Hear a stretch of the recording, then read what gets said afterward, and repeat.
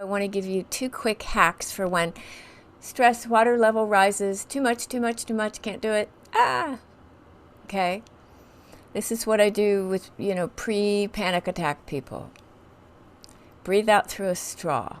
You don't have to literally have a straw. Breathe out as if through a straw.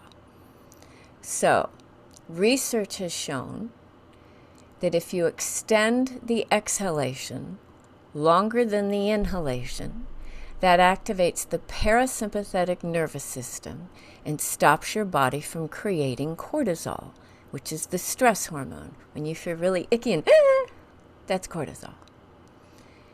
So there are a lot of different breathing techniques. Some of them breathe in to 4, hold for 4, out for 4. That's called box breathing. When I'm working with someone, and I had panic attacks for years, I don't have anybody hold their breath. I don't find that to be an act of kindness. But I do have someone breathe out through the straw, as long as the exhalation's longer than the inhalation and you're not squeezing to get it out. So it goes something like this. You're going, oh, I'm really stressed.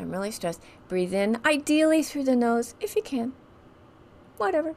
Through the nose is nice. And if you're really stressed, maybe breathe in to the count of 1, maybe 2. It'll go hold or not hold, whatever feels good to you, and then out through the straw. Then, just take a little catch breath.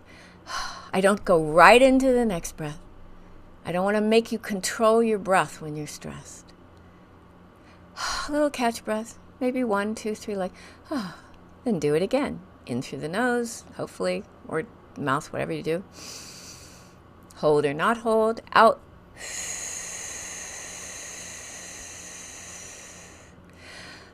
Then a little catch breath. And try it with me as I say this. And your rhythm will be different than mine. Once you've done 3 of the extended exhalations through the out-breath, definitely by 5, you will feel your nervous system definitely be calmer.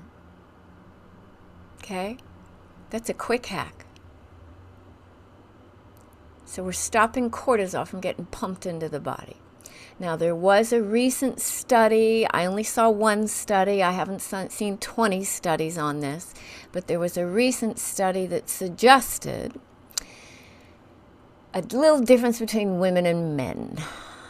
That the cortisol that's already in your body, that was pumping in there while you were walking around stressed, that in women, once you stop pumping new cortisol in, that for women that dissipates in about 5 minutes. Not totally, but mostly. This study suggested, it was just 1 study that I saw.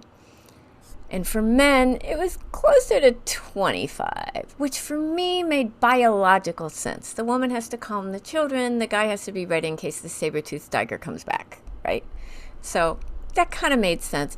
But that also means that once you've done the relaxing of cortisol, guys, you might have to walk around the block or do something physical or swing or dance or jump or shake, or I know some guys who like to do push-ups. If that's your thing, do that. Some kind of physical activity. So I just want to mention that.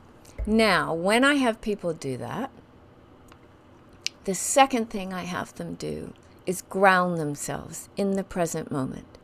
Because when this comes overwhelmed, the heart might be pounding if it's panic or whatever happens, and the mind's going, oh no, oh no, oh no. But just to get present.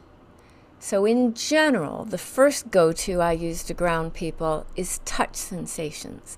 Feet on the floor, weight of the body on the chair, maybe hands. For some people have a rock, maybe a rock to squeeze. We have more nerve endings in the hands, face, and feet than the rest of the body. So you can use those to kind of plant yourself. If you're working with some kind of trauma that's physical or physical trauma retriggering, the body might not be a safe place. Even though touch sensations of feet tends to be good for everyone. Not a lot of people have trauma in their feet, but you might. Somatic experiencing. Peter Levine happens to be a friend of mine, and I've watched him work with people. I've watched him work like teachers. I've watched him do teacher training sessions where teachers would come and bring clients that he would work with. And at the end of the session, after he worked with them, he had them ground themselves by looking visually out in the world and seeing the world. And it just helped them kind of be present. So in Shinzen system, focus out. See out, hear out, feel out. Those will tend to be grounding. That's all in the present moment.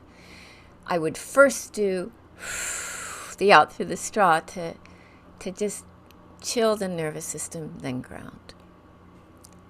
I just want to say those as quick and dirty as you do. You don't have to go close your eyes and be a serious meditator. You can do that in any moment of your day when it's like, ah. Okay, cool.